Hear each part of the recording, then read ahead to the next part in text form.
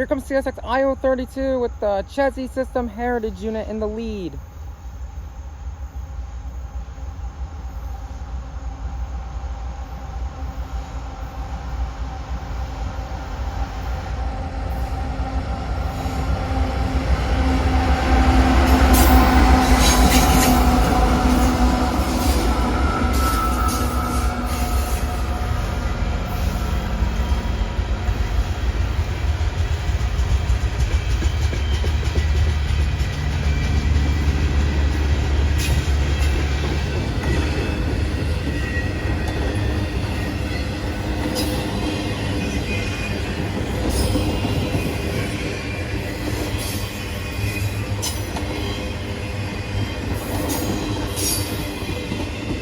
That's the end of CSX I032 heading east with the Chessie System Heritage unit in the lead. Very short train too.